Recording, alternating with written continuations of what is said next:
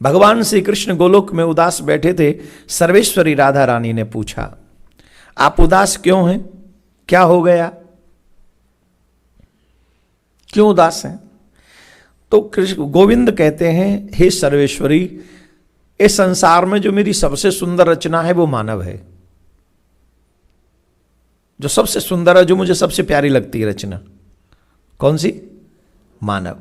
लेकिन इस मानव का दुर्भाग्य देखो, कुसंग में पड़कर अपना ही विनाश कर रहा है। बुरे दृश्य देखता है, बुरे शब्द सुनता है, बुरा आचरण करता है, जिसके कारण इसको बुरी बुरी योनियों में ध्यान से सुनना, बुरी बुरी योनियों में जा रहा है। अभी आप मानव हैं, इसलिए आप सोच सकते हैं कि चींटी बना दिया जाए तो। अगर हम चींटी होते तो यहां कथा में बैठे होते? जवाब दीजिए। मधुमक्खी होते तो सब लोग मारने के चक्कर में रहते।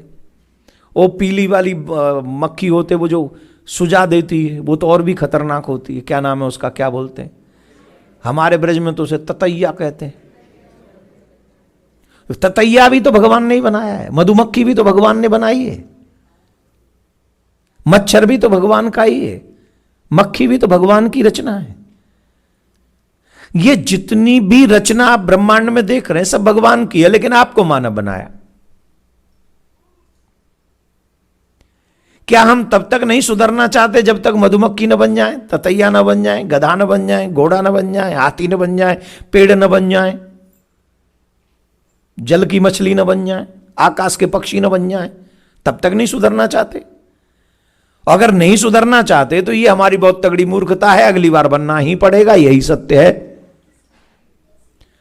अगर 2 पाम के होके नहीं सुधरे तो 4 पाम के बनना पड़ेगा, 4 पाम के भी नहीं बन के सुधरे तो फिर 8 पाम का बनना पड़ेगा, 8 पाम के भी नहीं बन के सुधरे तो फिर न जाने कितने पाम का बनना पड़ेगा।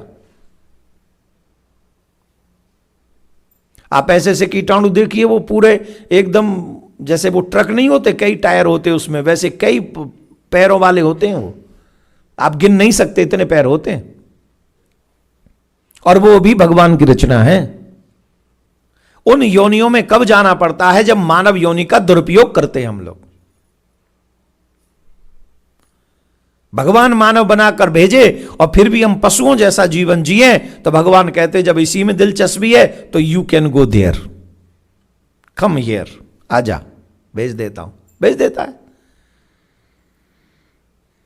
तो मानव होकर हमें पशुओं जैसा जीवन नहीं जीना, मानव होकर हमें मानव बनकर रहना चाहिए। माथे पे तिलक, गले में कंठी, हाथ में कलावा, मुख में भगवान का नाम, ईमानदारी से कमाई और कमाई से भी परोपकार, माता पिता का सम्मान, वेदों का रिस्पेक्ट और धर्म का आदर।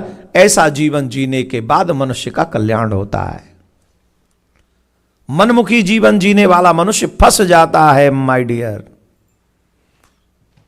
मनमुखी अगर जीवन जिएंगे तो फंसेंगे। तो भगवान कहते हैं मैंने सबसे सुंदर इस मानव को बनाया है, लेकिन ये मानव बुरे विचारों के द्वारा, बुरे श्रवण के द्वारा, बुरे आचरण के द्वारा अपने पतन के रास्ते पे चला जाता है। मानव नहीं रह पाता। फिर अगले जन्म में वो पशु, या तो वो जल की मछली बनेगा, या आकाश का पक्षी बनेगा, या फिर जड़ चैतन्य कुछ भी बनकर इधर उधर अपने कर्मों का फल भोगेगा।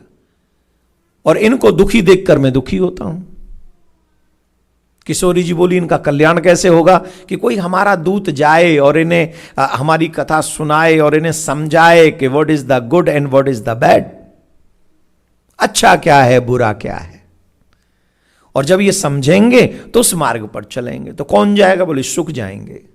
जब आप धर्म के पथ पे चलोगे, भक्ति के पथ पे चलोगे, तो पीछे से माया आवाज लगाएगी।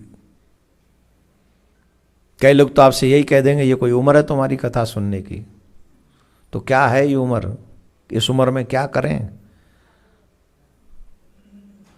डिस्को में जाएं, शराब पिएं, ड्रग्स लें, नंगा नाच करें? क्या करें इस उम्र में? जिसकी जवानी बिगड़ जाती है उसकी जिंदगानी बिगड़ जाती है। Don't forget this thing. और जिसकी जवानी सुधर जाती है उसका पूरी जिंदगानी, पूरी कहानी सुधर जाती है। अगर कंट्रोल करना है तो जवानी को कंट्रोल करो। जिसकी जवानी कंट्रोल है उसका जीवन कंट्रोल में आ जाता है।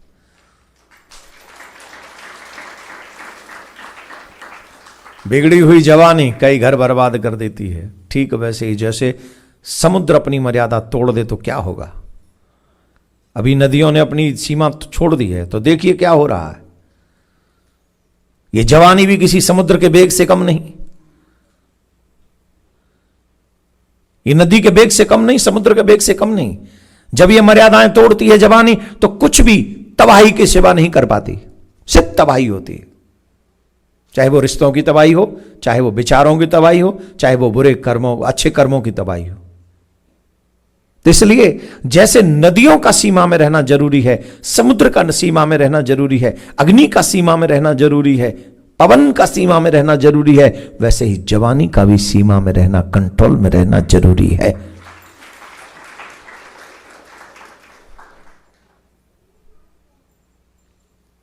और जो जवानी भक्ति के पथ पे लग जाती है, देशभक्ति या धर्म की भक्ति में लग जाती है, वो फिर भटकती नहीं है, वो सुधर जाती है। हर घर में गूंजे सनातन की आवाज। वीडियो को लाइक करें, शेयर करें और चैनल को सब्सक्राइब करना ना भूलें।